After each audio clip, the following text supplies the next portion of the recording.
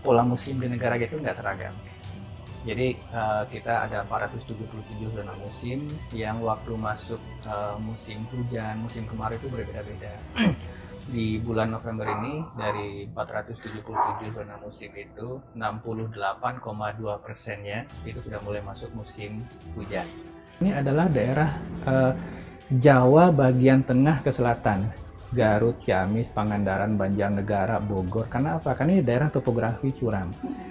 Daerah topografi curam ini kita baru saja melewati hari tanpa hujan lebih dari 120 hari. Ya. Kalau dia nggak pernah kena hujan itu biasa tanahnya retak-retak. Nah, kalau di puncak bukit itu tanahnya retak-retak, ketika diguyur hujan, hujan akan masuk di retakan-retakan ini. Itu ya, Pak, ya? Ini yang kemudian membuat bongkahan ini terpisah dari struktur aslinya. Ini yang memicu longsor ini. Ada nggak sih penanganan dari BNPB yang keberpanjangan sehingga dampak dari bencana yang memiliki potensi terhadap kemiskinan itu bisa diminimalisir? BNPB mensupport anggaran itu sehingga paling tidak untuk hunian masyarakat yang terdampak sudah tidak terbebani lagi. Terus, apakah hanya cukup rumah saja? Tidak. Ujung tombak pencegahan, mitigasi itu ada di daerah, karena semua rencana pengembangan daerah, pembangunan daerah itu ada di pemerintah daerah. Permasalahan ada di tata kelola ya Pak ya, tata kelola. BNPB sudah berkoordinasi dengan ATR mengenai tata kelola tersebut, tapi keputusan itu tetap ada di masing-masing Pemda ya Pak ya. Apakah akan digunakan rekomendasi dari pusat ataukah memang mereka tidak menggunakannya? Itu apakah tidak ada sanksi Pak? Sanksinya kemudian turunnya sebagai sanksi sosial dan sanksi alam.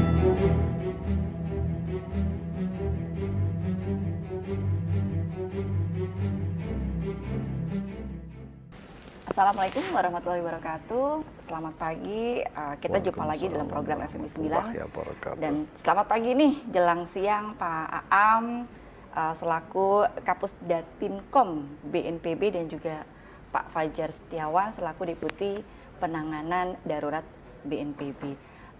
Ini kesempatan luar biasa nih, saya bisa berkunjung ke BNPB, kemudian bertemu dengan bapak-bapak yang memang memiliki peran untuk bisa mengantisipasi bencana yang mungkin akan terjadi. Nah, kalau bicara ini Pak, bicara prediksi BNPB nih Pak, prediksi BMKG bahwa per November ini sampai dengan Januari ada potensi hampir seluruh wilayah Indonesia mengalami curah hujan sedang sampai dengan tinggi. Ini potensinya apa saja nih? Mungkin Pak Aam bisa bantu menjelaskan nih potensi-potensi apa sih sebenarnya yang akan dihadapin oleh Indonesia secara keseluruhan nih Pak? Ya, mohon izin Pak Deputi. Silakan. Jadi pola musim di negara kita nggak seragam. Jadi kita ada 477 zona musim yang waktu masuk musim hujan, musim kemarau itu berbeda-beda. Di bulan November ini dari 477 zona musim itu 68,2%-nya itu sudah mulai masuk musim hujan. Artinya kalau misalkan dari Juni, Juli, Agustus, September, Oktober itu kita mengalami musim kering akibat dampak El Nino. Sekarang kita sudah mulai bergeser ke hidrometeorologi basah yang jenis bencananya pada dasarnya itu ada 4 yang paling utama sebenarnya. Banjir, banjir bandang, cuaca ekstrim, tanah longsor. Ini kalau misalkan kita boleh lihat data di belakang Mbak Dewi, di Indonesia ini sebenarnya cuaca ekstrim, banjir itu paling mendominasi.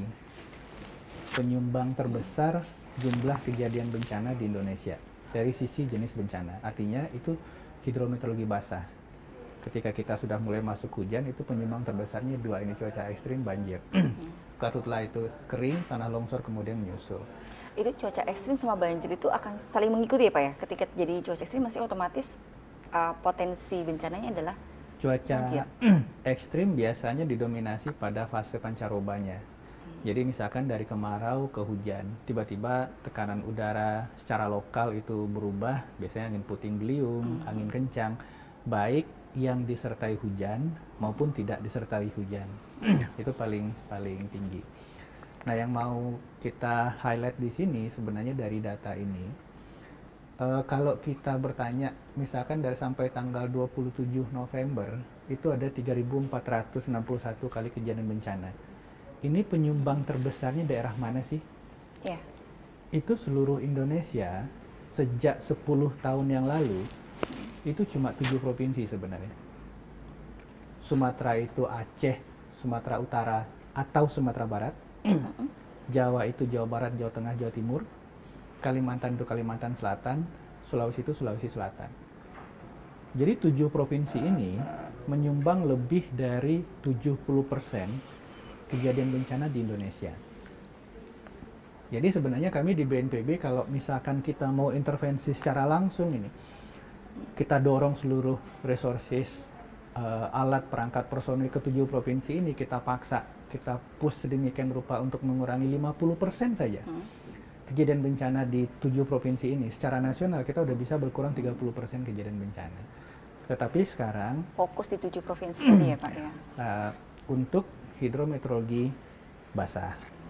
Kalau hidrometeorologi kering, Karhutla itu 6 provinsi, Jambi, Sumsel, Riau, Kalteng, Kalbar, Kalsel.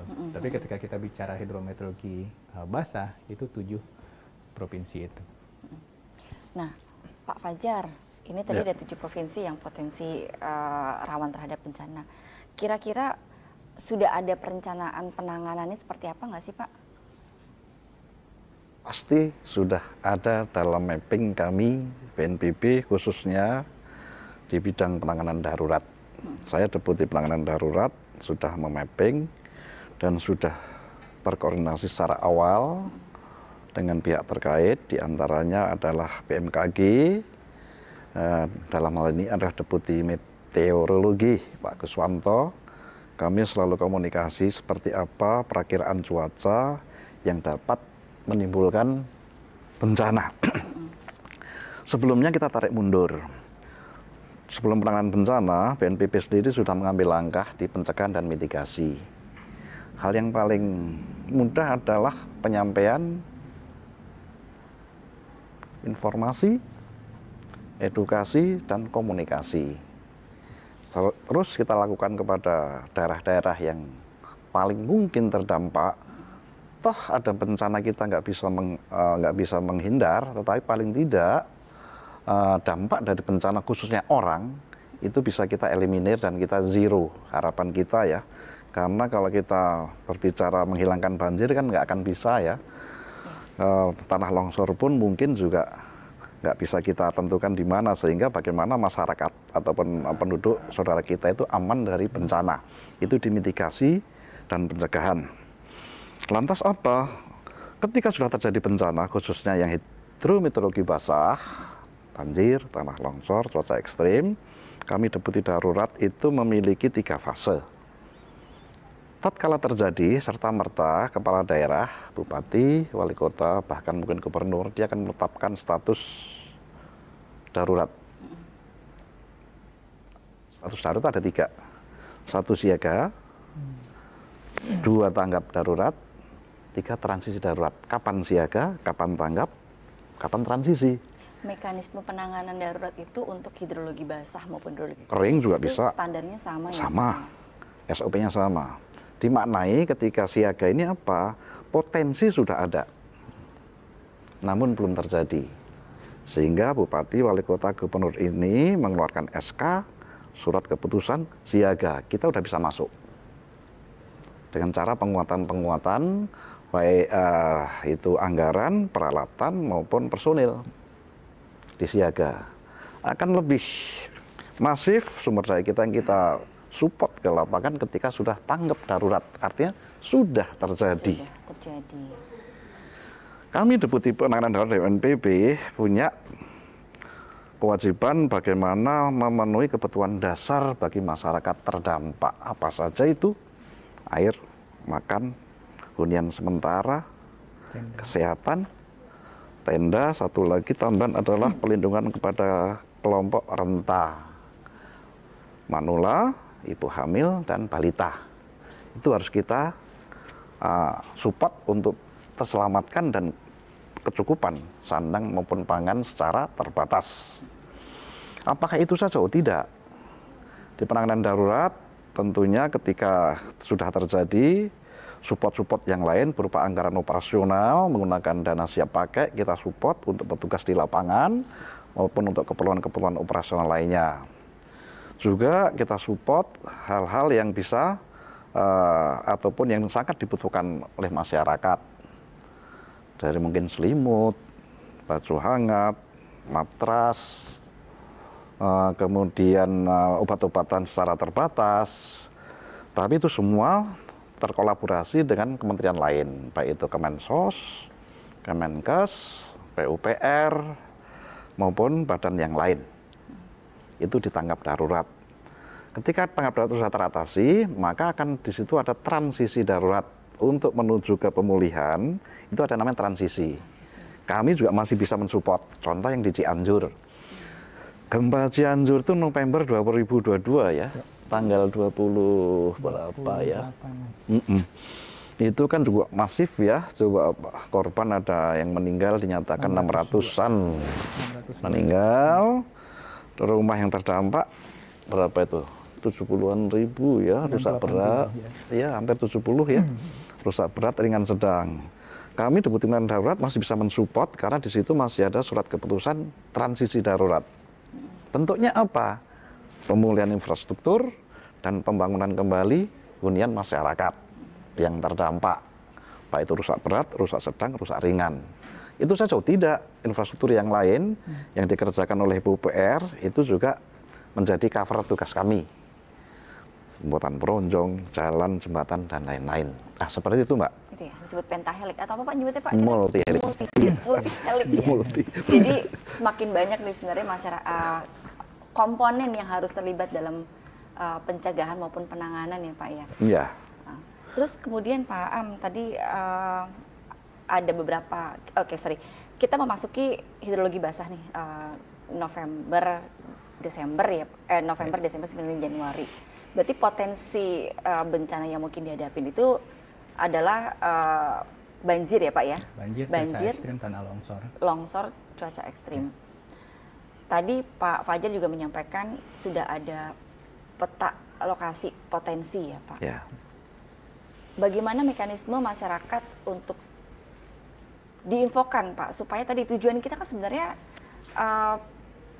meminimalisir jumlah korban, jumlah kerusakan, sehingga kan sebenarnya perlu nih sebelum terjadi mereka harus apa? Itu ada early warning systemnya sendiri nggak sih Pak? Ya, kalau untuk hidrometeorologi basah ini sebenarnya hal yang paling utama yang harus kita referensikan tentu saja perakiraan cuacanya BMKG. Tapi perakiraan cuaca ini kemudian harus turun ke level komunitas. Misalnya, bagaimana sih kalau misalkan BMKG menyampaikan nanti malam Jabodetabek itu hujan ekstrim ya, masyarakat menerjemahkan itu seperti apa? Nah, kita di BNPB sebenarnya mengembangkan hal-hal praktis sebenarnya yang bisa diimplementasikan oleh masyarakat tanpa bergantung pada alat, tanpa bergantung pada personel aparat desa segala macamnya. Hal simpelnya seperti ini Mbak Dewi, misalkan yang selalu kita sampaikan kepada masyarakat, kalau terjadi hujan terus-menerus lebih dari 1 jam, kemudian hujannya intensitas tinggi. Pak, hujan intensitas tinggi ini seperti apa? Kalau kita hujannya di siang hari, kita lihat di jendela, kalau misalkan objek yang kita tahu dari rumah kita itu berjarak 100 meter lah kira-kira. Oh, rumah si A itu 100 meter. Oh, pagar itu apa? Pagar bangunan ini, pagar gapura ini 100 meter. Kalau pas hujan itu nggak kelihatan jelas, itu berarti intensitas tinggi. Itu paling simpelnya. Kalau itu ada merupakan edukasi ya, Pak, edukasi supaya masyarakat aware. Yang paling simpel aja. Kalau malam gimana Pak? Center aja. Kalau kita nggak bisa nyenter objek yang 100 meter kita tahu, itu berarti hujannya intensitas tinggi. Nah, kalau hujan intensitas tinggi ini sudah berlangsung menerus lebih dari 1 jam, artinya di hulunya itu debit airnya udah tinggi. Nah, masyarakat, saudara-saudara kita yang sepanjang aliran sungai, atau di sepanjang atau di sekitar rumahnya itu ada lereng-lereng tebing, itu evakuasi dulu secara mandiri, nggak usah nunggu diperintah evakuasi dan lain-lain. Kalau misalkan masyarakat ini tahu daerah saya nih karena sepanjang dekat aliran sungai biasanya banjir. Kalau udah hujannya menerus lebih dari 1 jam, dilihat keluar, oh nggak kelihatan nih rumah si A 100 meter dari saya, udah kita menyingkir dulu. Karena biasanya itu pasti di atas tuh udah debitnya tinggi. Nah, kalaupun itu tidak terjadi banjir, setelah hujan berhenti di tempat kita, jangan pulang dulu, tunggu dulu 2 jam. Karena debit air yang udah terkumpul tadi itu butuh waktu untuk bisa turun semua. Pastikan dulu semuanya aman, baru kita kembali ke rumah. Yang paling kita concern saat ini adalah daerah Jawa bagian tengah ke selatan. Garut, Ciamis, Pangandaran, Banjarnegara, Bogor. Karena apa? Karena ini daerah topografi curam. Daerah topografi curam ini kita baru saja melewati hari tanpa hujan lebih dari 120 hari. Ya. Kalau dia nggak pernah kena hujan itu biasa tanahnya retak-retak tuh. Nah, kalau di puncak bukit itu tanahnya retak-retak, ketika diguyur hujan, hujan akan masuk di retakan-retakan ini. Gitu ya, Pak, ya? Ini yang kemudian membuat bongkahan ini terpisah dari struktur aslinya. Ini yang memicu longsor ini. Makanya dalam 2 minggu terakhir, itu Pusdalop BNPB menerima laporan titik longsor dari 1 kabupaten Bogor saja, itu 18 titik. Ya. Jadi ini yang harus kita waspadai. Kemudian kita juga menyampaikan di musim kering yang lalu ada 12 titik gunung yang terbakar di Jawa dan sekitarnya. Meskipun ada yang 1 hari padam, 2 hari padam, ada yang sampai 2 bulan. Nah, ini biasanya kalau setelah lereng Bromo, setelah lereng Arjuna itu terbakar, ada pohon-pohon yang kemudian lapuk. Ini biasanya diguyur hujan dia tumbang, masuk ke celah-celah aliran-aliran sungai di hulu. Dia kemudian membentuk bendung-bendung alam. Begitu hujan, ini membendung air. Membendung air, ketika airnya melimpas, pohon ini jatuh, bubar. Ini yang memicu banjir bandang. Kita masih ingat 2021 bulan April Kota Batu, itu yang nggak pernah terkena banjir bandang sebelumnya, tiba-tiba terkena banjir bandang. Semua orang, loh ini kenapa? Ketika kita lihat ke atas, itu ternyata dari kejadian terbakarnya Gunung Arjuna 2018, 3 tahun sebelumnya, itu banyak sekali pohon-pohon yang habis terbakar kemudian tumbang menutupi badan-badan sungai di hulunya. Begitu hujan, ini ngebendung, kemudian bendungnya jebol, itu membawa banjir bandang. Nah, ini juga kita himbau ke pemerintah kabupaten, kota, lakukan susur sungai, tapi tidak boleh oleh anak sekolah. Jangan bawa anak sekolah untuk susur sungai di musim hujan. Banyak sekali kita kejadian, kemudian hanyut dan lain-lain. TNI, Polri, Babinsa, Babin Kamtipmas, Polhutan, dan lain-lain. Ini yang harus kita lihat, sehingga kita bisa tahu, oh ternyata di atas masih ada tumpukan pohon yang harus kita bersihkan. Dan untuk daerah-daerah seperti Jakarta, ada satu hal yang paling penting. Apa itu, pastikan pemeliharaan drainase permukaan kita berjalan optimal. Karena biasanya kalau musim kering sampah itu nggak kebawa tuh. Kita nggak bisa pungkiri masyarakat kita masih sebagian besar masih menggunakan buang sampah di dan ini kalau tidak kita lakukan pemeliharaan, pembersihan, begitu debit air tinggi tertumpuk di pintu air pasti akan meluap. Jadi hal-hal seperti ini yang kemudian selalu kita himbau. BNPB itu punya program live dengan media 3 kali seminggu, terus lalu kita himbau. Dan yang paling simpel sebenarnya yang hari-hari kita alami kalau hujan itu, kita selalu menghimbau rekan-rekan saudara kita yang membawa motor, pastikan bawa jas hujan. Jangan sampai nanti pas hujan kita nggak bisa lewat bawah jembatan. Karena pada ngadem ya Pak di bawah jembatan. Itu nggak aman buat mereka dan tentu saja mengganggu lalu lintas. Jadi kan sudah ada edukasi bagaimana membaca situasi, dan ketika sudah tahu situasinya maka tahu bagaimana harus bertindak ya masyarakat itu sendiri. Kemudian bagaimana dengan masyarakat itu kan kita menggunakan local wisdom ya Pak ya, kebiasaan. Nah, bagaimana dengan masyarakat yang memang mungkin ya seperti orang-orang Jakarta atau mungkin orang-orang yang sudah gaya hidupnya sudah tidak lagi attached dengan local wisdom gitu. apakah juga ada informasi yang langsung bersentuhan ke mereka gitu Pak, bahwa hati-hati akan ada, kalau di BMKG itu kan rutin tuh Pak, potensi tsunami misalnya gitu nih. Kalau di BNPB sendiri berkaitan dengan banjir maupun longsor, itu ada early warning system yang langsung attach ke perorangan nggak Pak? Kalau untuk early warning yang attach ke perorangan, kita sedang dalam fase menuju ke sana. Tetapi yang kita coba himbau saat ini, kalau misalkan kita bukan di daerah atau kita hidup di perkotaan gitu. Kalau misalkan kita di luar negeri Mbak Dewi, setiap kita keluar rumah itu pasti kita lihat perakiraan cuaca tuh. Oh, itu membiasakan ya sebenarnya ya. Nanti sore hujan. Jadi nggak perlu masyarakat itu disuapin bahwa ini, tapi menimbulkan kebiasaan apa yang harus dilakukan ketika ingin hendak keluar rumah atau dalam situasi tertentu ya.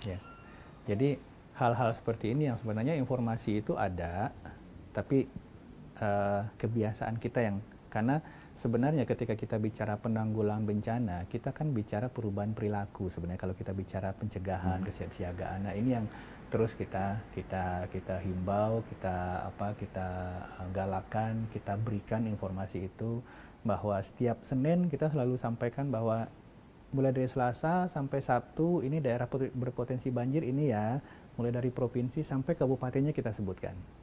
Jadi ini kita harapkan bisa men-trigger pemerintah daerah, karena ujung tombak penanggulangan bencana itu sebenarnya bukan pusat ya Pak Deputi ya, tapi pemerintah daerah. Nggak kebayang kalau BNPB pusat harus sampai daerah segitu luas di Indonesia ya Pak ya. Dan sebenarnya penting juga loh Pak, ini kan menyambut Nataru ya, orang banyak udah mulai liburan, potensi-potensi sebenarnya juga di depan mata gitu ya. Sehingga memang penting untuk bisa menyampaikan ke publik nih, lokasi-lokasi mana yang memang harus dihindari dan lain-lain ya Pak. Itu sudah cukup masif juga Pak. Cukup masif, tetapi tentu saja dari sisi BNPB Pak Deputi juga memiliki rencana-rencana antisipasi Nataru untuk mengurangi hujan dan lain-lain yang akan dilakukan juga ya Pak Deputi. Ini pertanyaan melempar nih Pak. Jadi sih mau nanya kemana-mana. Potensinya ada. Kemudian juga ini ya kalau tidak diantisipasi. Betul Mbak. Jadi memang benar adanya, kami sudah mendapat arahan dari pimpinan. Jadi ada namanya rekayasa cuaca. Tapi bukan menggunakan ini ya, menggunakan klenik ya Mbak ya. Kita menggunakan teknologi modifikasi cuaca. Bentuknya seperti apa sih?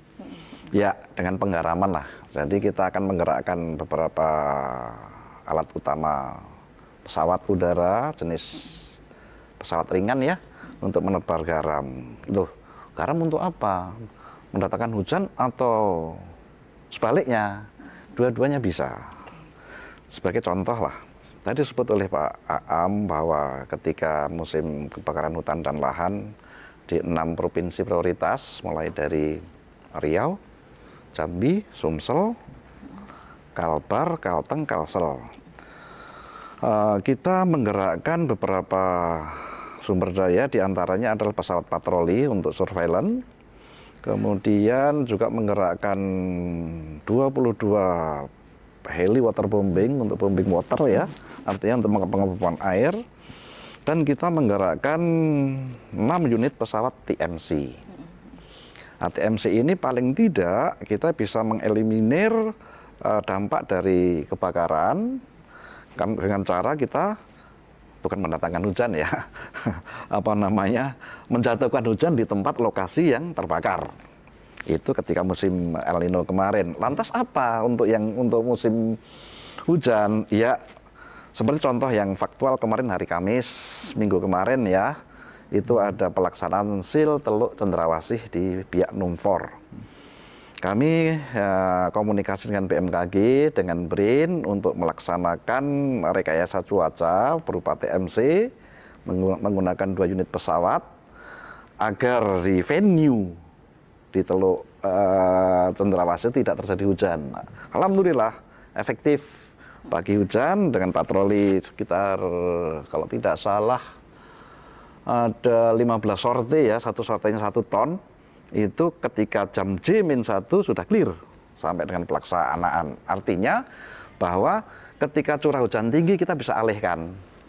Bukan kita stop ya. Memindah titik ya Pak, jadi bukan menghilangkan. Oh, nggak bisa menghilangkan. Hujannya, tapi pindah dari titik satu ke titik yang lain ya. Logikanya ketika ada pembentukan awan, yang pemanasan dari laut itu ya, terjadilah awan, gumpalan yang bisa berpotensi curah hujan tinggi gitu ya. Misal satu titik itu kita akan amankan untuk tidak hujan. Serta-merta sebelum awan itu datang ke lokasi itu kita udah cegat dengan penggaraman NaCl ya, sehingga akan ketika juga langsung terjadi hujan di daerah yang telah kita inginkan.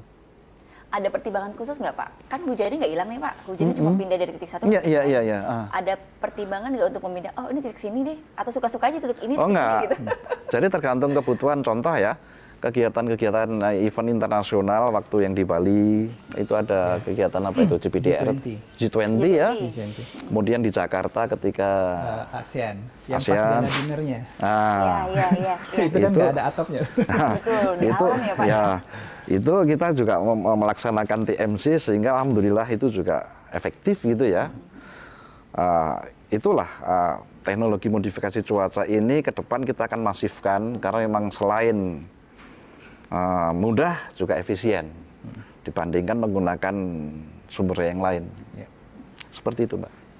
Jadi apakah memindahnya itu sebagian besar ke laut atau memang kan misalnya kalau kita bicara soal bencana ya, memang hujan memang turun dari atas ya, tapi kan dampak itu mungkin sebagian besar memang karena dari kita sendiri yang tidak bisa menjaga lingkungan gitu Pak. Sehingga apakah memang lebih aman menurunkan hujan, kan hujannya nggak hilang nih Pak, tetap diturunnya, apakah memang lebih aman terus dilarikan ke tergantung angin Mbak. Tergantung angin. Iya, kalau angin misal ya di Jakarta kita akan amankan untuk tidak turun hujan. Ketika angin dari utara, artinya dari laut utara Tanjung Priok sana ya. Tapi dipersiapkan penanganan juga kan Pak untuk titik Oh iya iya ya, Pak, ya? Kita cegat sebelum masuk Jakarta turun. Nah, ketika dari selatan sebelum Bogor kita cegat supaya turun di Bogor. Seperti itu. Bukan kita menghilangkan hujan, nggak bisa. Itu udah Gusti Allah yang punya, Mbak. Betul Pak. Jadi memindah ya Pak, prinsipnya adalah memindah dengan teknologi yang sama. Yang satu untuk bukan mendatangkan Pak, menurunkan hujan ya. Yang satu untuk memindah air hujan. Saya boleh pindah slide-nya ke slide yang saya pahamin nggak Pak? Ini karena saya baru dapat dari Pak Aam tadi ya. Bisa minta tolong ditampilkan yang db.bnpb.go.id nggak ya? Ini karena belajarnya dari yang DB nih Pak, gitu dikasih yang baru gini saya jadi harus baca ulang lagi gitu. Slide yang DB. Nah, sambil nunggu Pak, ini kan kalau saya sempat tadi sebelum datang ke sini itu ada situs db.bnpb.go.id. Ini luar biasa loh Pak, maksudnya kita sudah bisa memetakan, kita sudah bisa menghitung, dan yang lebih luar biasa itu bisa diakses umum gitu loh Pak. Jadi kita bisa memahamin kondisi negara kita dalam hal untuk penanganan maupun antisipasi bencana seperti apa. Nah, kalau di db.bnpb.go.id ini kan dari kurun waktu 2014 sampai dengan 2023, ada yang menarik adalah di tahun 2020. Kebencanaan itu paling tinggi Pak, sampai dengan 5.003. Bisa diceritakan nggak sih Pak, itu potensi bencana apa aja sih di 2020 itu? Iya, ini. Jadi sebenarnya kalau kejadian bencananya tadi sudah sampaikan oleh Pak Deputi, kita tidak bisa menahannya atau tidak bisa mencegah dia supaya tidak terjadi sama sekali kalau kejadian bencananya, apalagi kalau yang sifatnya geologi dan vulkanologi. Dan kalau apapun jenis bencananya, sekali dia terjadi di masa lalu, pasti dia akan terjadi lagi di masa depan. Tapi periode ulangnya ini berbeda-beda. Kalau kita bicara hidrometeorologi basah, banjir bandang, tanah longsor, itu periode ulangnya tahunan. Kalau misalkan kayak banjir Jakarta, banjir Kalbar, selama belum ada intervensi yang signifikan dalam hal daya dukung daya tampung lingkungan, pasti dia akan terjadi lagi. Kalau gempa itu lebih panjang. Nah, memang di tahun 2020 itu fase awal kita masuk ke La Nina sebenarnya. 2018-2019 itu kita fase El Nino, 2020 itu kita fase awal La Nina. Dan ini memang untuk kejadian bencana hidrometeorologi basah itu sangat tinggi. Jadi fase-fase awal itu sangat berdampak pada tingginya frekuensi kejadian banjir, banjir bandang, dan tanah longsor. Tetapi sebenarnya yang menjadi concern kita itu sebenarnya bukan apakah kejadian bencananya itu lebih tinggi atau lebih rendah. Mungkin bisa ditampilkan yang slide kedua tadi. Fokus kita di BNPB bukan mengurangi jumlah kejadiannya. Kalau kita lihat Mbak Dewi yang grafik sebelah kiri ini, itu adalah jumlah kejadian dan dampak langsung dari kejadian bencana di Indonesia 2021, 2022, 2023. Kita lihat itu kalau kejadian bencananya kita nggak bisa tekan tuh. Betul. Dia tetap naik. Tapi yang bisa kita tekan adalah dampaknya. Yang paling utama, dampak langsungnya pertama, bencana ini menyebabkan rumah rusak. Tadi sampaikan oleh Pak Deputi yang menjadi concern kita. Nah sekarang kalau kita lihat dari 2021, 2022, meskipun frekuensi kejadian bencananya naik, kita bisa dalam 2 tahun terakhir mungkin sangat signifikan kita menekan jumlah dampak itu terhadap infrastruktur yang rusak. Sehingga ini yang kemudian menjadi indikator keberhasilan kita dalam melakukan fase-fase awal pencegahan. Nah kemudian kita lihat lagi, kita sebut bencana itu kalau fenomena alam ini berdampak pada 2 hal, ekonomi dan korban jiwa. Ekonomi paling gampang kita cirikan dengan kerusakan bangunan. Dampak manusia kita cirikan dengan korban meninggal. Oke, kalau korban meninggal, korban terdampak bisa kita kontrol lebih sedikit nggak? Sebenarnya bisa, tapi sulit. Misalkan eskalasi banjir misalkan. Makin luas eskalasi banjirnya, makin banyak rumah terendamnya, makin banyak masyarakat terdampak. Ini hal yang cukup sulit untuk kita reduce. Tapi yang bisa kita kurangin itu, fatalitasnya berkurang atau tidak. Jadi meskipun korban masyarakat terdampaknya, tadi Pak Deputi sudah sampaikan bahwa korban terdampak banjir misalkan, itu sangat banyak. Tapi secepat apa kita bisa langsung mendukung mereka dalam menyediakan logistik permakanan, logistik sandang, selimut, dan lain-lain, sehingga fatalitas tidak terjadi. Ini yang kita lihat, meskipun kemudian dari 2022 ke 2023 itu naik, tetapi persentase fatalitas itu turun.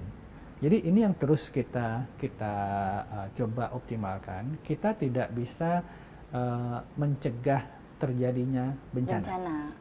Yang bisa kita lakukan meminimalisir dampak. Dampaknya. Ini angkanya menarik ya Pak ya, yang kuning ini ya.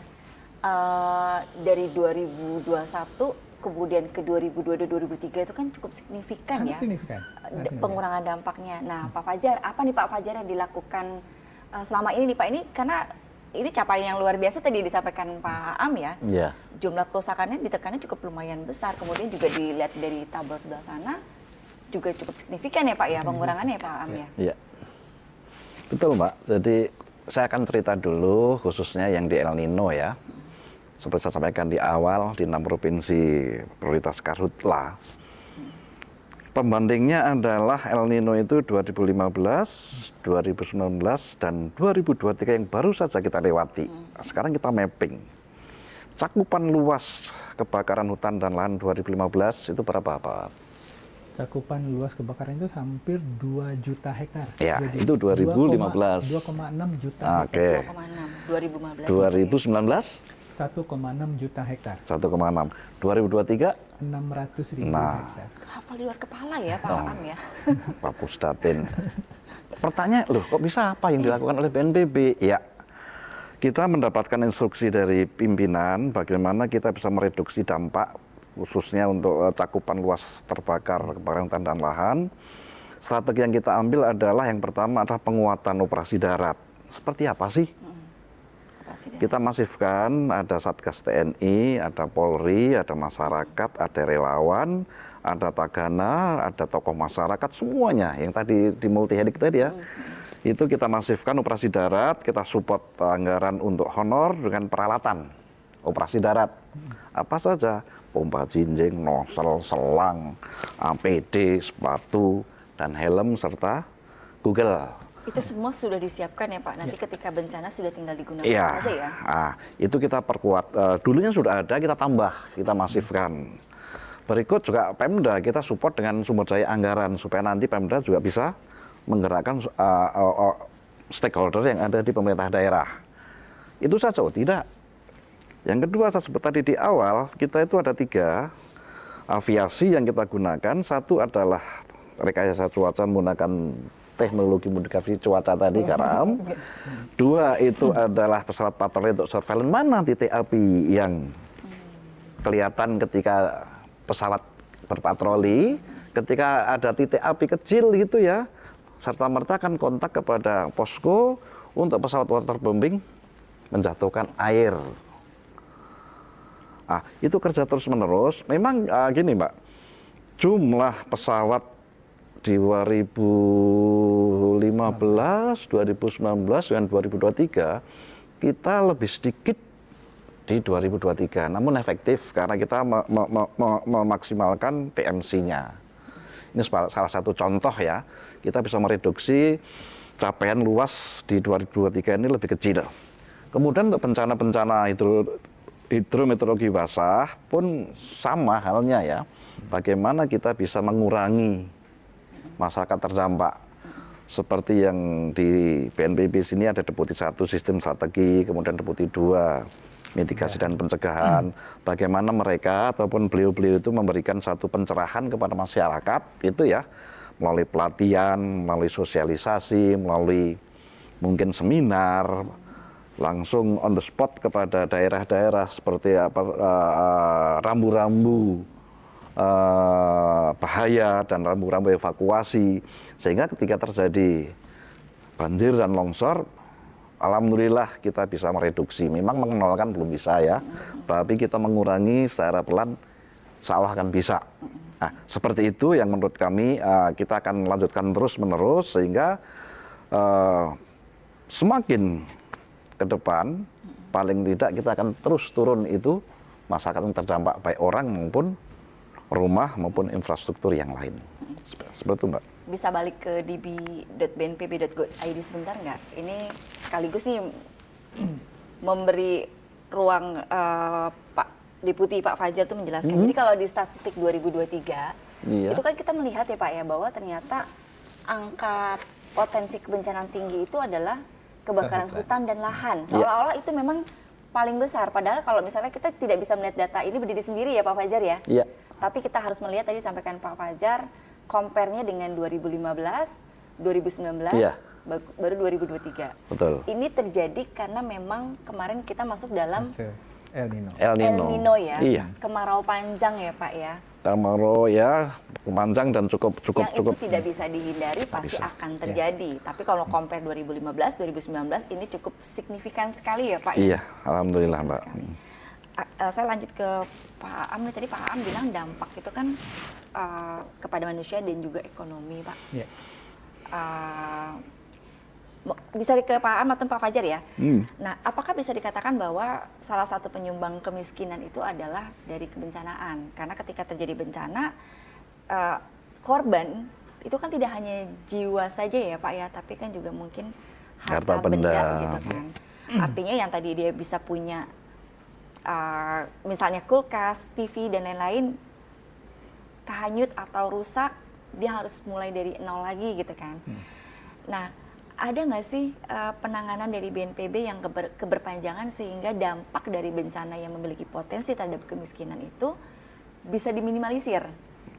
Saya jawab Pak ya, dari bilang saya. Silakan Pak. Khusus masalah hunian, masyarakat terdampak ini instruksi arahan Presiden, ketika ada, misalnya ada gempa bumi Cianjur yang masih hangat ya, ketika didata hampir 68.000 rumah rusak, berat, sedang, ringan, itu mendapat bantuan stimulan.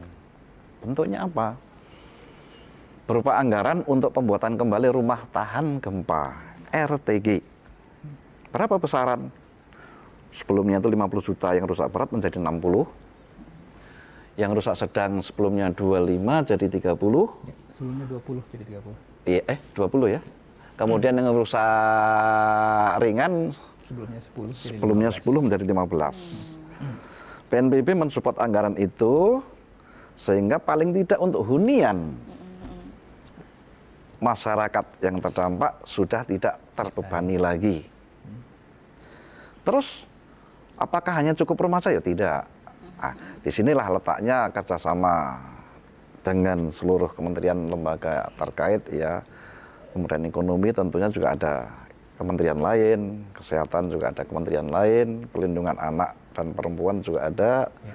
Nah, seperti itu kita tetap bahu-membahu untuk bagaimana bisa mengentaskan masyarakat terdampak agar tidak semakin terpuruk. Kan begitu ya? Betul, betul. Jadi sebenarnya pemerintah bisa dikatakan sudah menyiapkan skema satu solusi untuk semuanya ya Pak ya, dari mulai perencanaan, penanganan saat kejadian, bahkan sampai jangka panjang ya Pak ya, Iya. bantuan-bantuan berkelanjutan ya. Iya.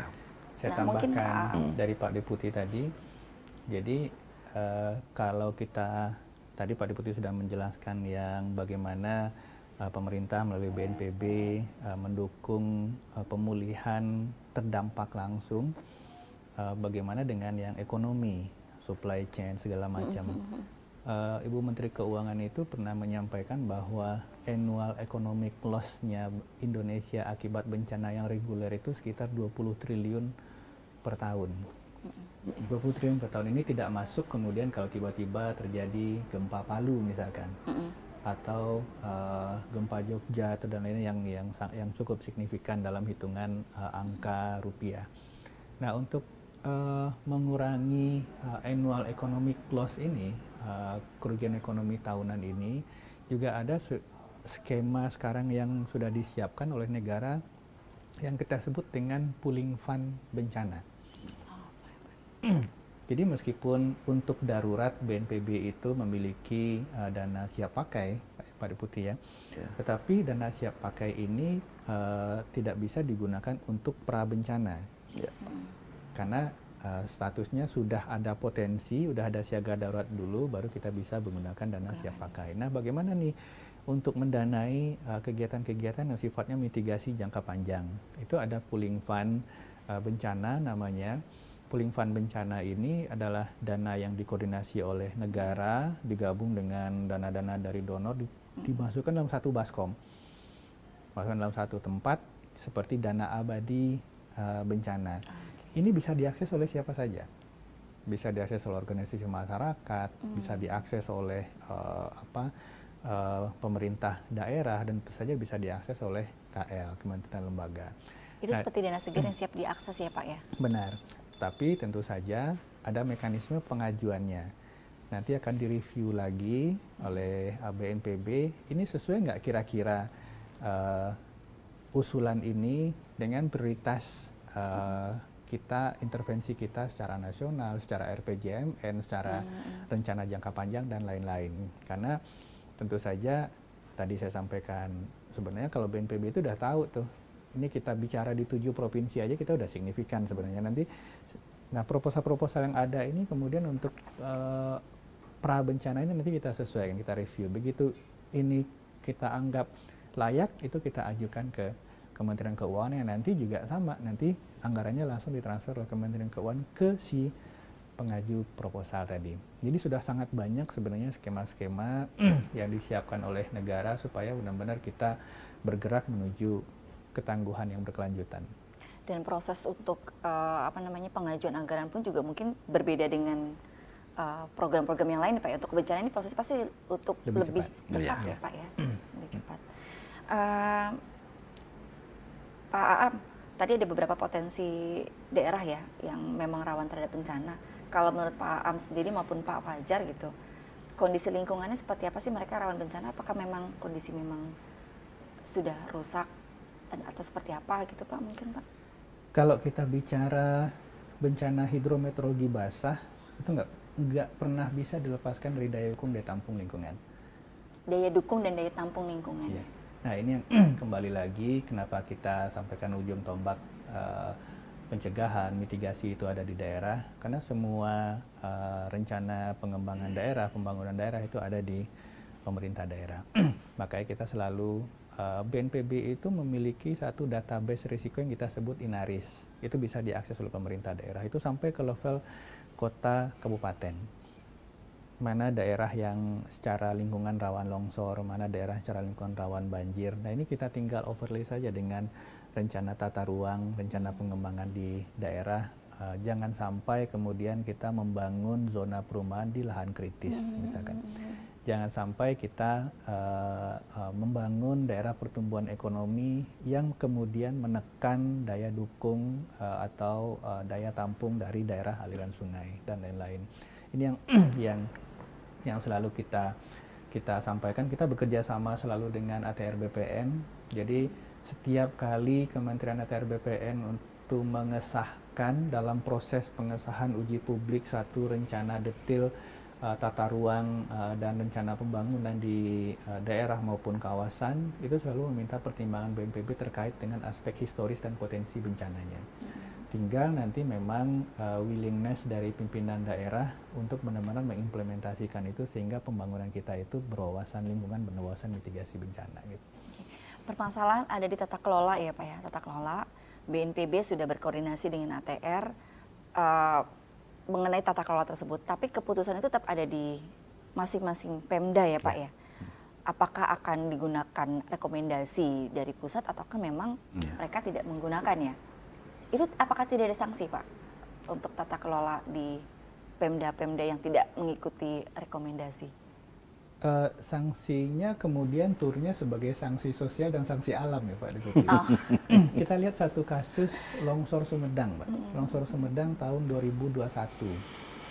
Itu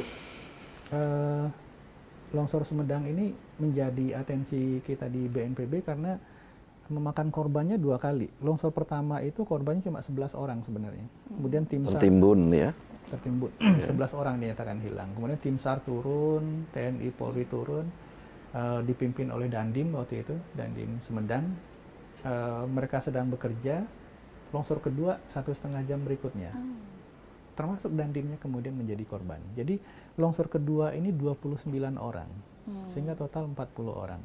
Dan ketika kita lihat landscape bencananya, itu pembangunan perumahan sangat banyak sekali klasternya. Itu di lahan kritis. Lahan kritis. Di lahan kritis.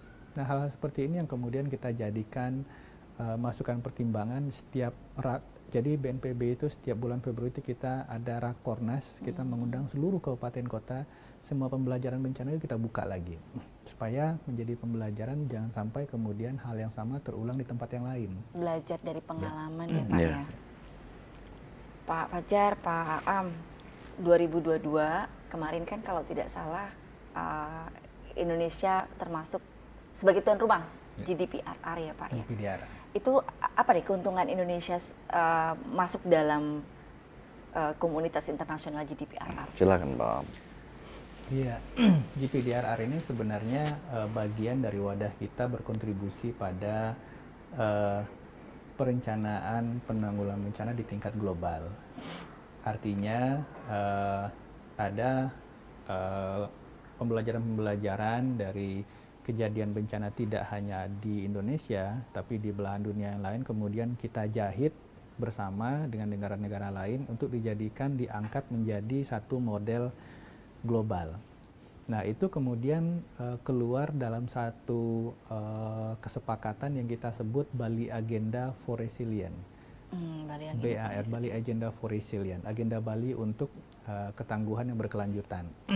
Itu ada 8 poin yang pada intinya sebenarnya tetap mengedepankan bahwa fase prabencana itu adalah fase yang utama, mencegah lebih baik daripada mengobati. Bapak Presiden selalu menyampaikan itu dalam setiap apapun jenis bencana, pencegahan, kontribusi kemudian dari segenap unsur pentahelik, kemudian bagaimana kita mengupayakan masyarakat di daerah rawan itu bisa mendapat akses informasi kebencanaan dan lain-lain. Dan alhamdulillah Bali Agenda for Resilience ini kemudian selalu dibawa oleh Badan PBB untuk Kebencanaan, UNDRR, dalam setiap meeting-meeting global berikutnya. Ada di Australia, kemudian tahun lalu di UN Headquarter, itu tetap dibawa sebagai referensi bersama untuk mereview kesepakatan-kesepakatan internasional yang sudah dibuat sebelumnya. Jadi di tingkat dunia ini kita punya Sendai Framework for Disaster Risk Reduction yang berlaku 15 tahun. Tahun depan 2024 kita akan mereview 10 tahun dari Sendai Framework itu. Nah, bagian dari Bali Agenda for Resilience ini masukkan dari review dan evaluasi dari SFDRR yang akan dilakukan. Harapannya pola penanganan bencana Indonesia semakin lebih baik ya Pak ya. Potensinya tidak bisa dihalangin, tapi yang bisa diupayakan adalah meminimalisir ya dampak dari bencanaan. Ini pas nih Pak, jam 11:06. Terakhir Pak, menyambut Nataru, bisa ada pesan nggak Pak Fajar? Nataru orang akan banyak keluar rumah, kemudian juga potensinya banyak. Mungkin dari Pak Fajar dan Pak Am bisa memberikan. Baik, terima kasih. Ya, tahun-tahun sebelumnya Nataru ini kan khususnya adalah bagaimana bisa moda transportasi, baik darat, laut, udara, itu bisa lancar. Sehingga tahun-tahun sebelumnya kita itu dikomandoi gitulah oleh Kemenhub, Penhub gitu ya, mengumpulkan semua stakeholder terkait, baik itu TNI, Polri, BNPB, dan kementerian lain untuk bisa mengamankan arus mudik Nataru. Hal yang bisa kita antisipasi untuk BNPB adalah bagaimana masyarakat tidak terhambat, tidak terhalang oleh bencana khususnya banjir dan longsor. Sehingga di rest area kita akan pasang posko-posko sepanjang tol itu ya. Kita akan situ akan kita bergabung BNPB, PMI, SAR, itu ada satu posko yang di lintasan tol. Kemudian lintasan yang jalan-jalan bukan tol di tebing, kita juga akan pasang rambu, kita perkuat dan kita pasang orang. Ketika ada pohon tumbang, ada tanah longsor sedikit, serta-merta kita pinggirkan. Khusus untuk malam hari kita juga akan perkuat lagi dengan rambu-rambu sehingga masyarakat paling tidak ketika melintas di jalan yang bekas longsoran sudah ada petugas dan rambu. Harapan kita juga bisa mengeliminir terjadinya laka maupun korban-korban yang diakibatkan oleh banjir dan longsor ketika Nataru. Itu Mbak. Makasih Pak Fajar. Pak, mungkin ada pesan-pesan? Mungkin sedikit menambahkan saja, sudah sangat detail disampaikan oleh Pak Deputi. Mungkin sekedar menyampaikan bahwa kembali lagi ketika kita berencana melakukan perjalanan atau aktivitas di luar ruang, ketika menghabiskan waktu libur bersama keluarga, mungkin selalu biasakan melihat perakiraan cuaca. Jadi kita tahu kira-kira ketika kita mau berwisata ke daerah air terjun atau sungai, kalau misalnya kita nanti sore hujan dari jam sekian, berarti kita harus menghindari daerah-daerah yang sifatnya air dan lain-lain. Jadi intinya kita sudah masuk musim hujan yang kalau di daerah kita di Khatulistiwa itu sangat dinamis, perubahannya bisa sangat cepat. Biasakan selalu melihat perakiraan cuaca. Agar tahu apa yang harus dilakukan ya. Oke, kebencanaan mungkin mulai mengintai kita. Beberapa titik di Indonesia berada dalam zona rawan bencana. Bencana telah menjadi bagian dari kehidupan kita dan mungkin saja bencana memang datang karena apa yang telah kita perbuat terhadap alam. Pemerintah sangat diperlukan sekali untuk memitigasi, bahkan memastikan dampak kebencanaan seminimal mungkin. Tapi yang jelas, mitigasi dimulai dari diri kita sendiri, mengenali potensi dan memahami bagaimana menghindari bencana. Yang pasti, kita harus menjaga alam kita agar alam memberikan nikmat, bukan laknat. Terima kasih, sampai jumpa di FMB 9 Bicara dalam topik yang berbeda. Salam tangguh, sampai jumpa. Terima kasih Pak Fajar. Sama-sama. Ini aku bawa, tapi beda-beda nih. Monggo silakan tuker-tuker ya.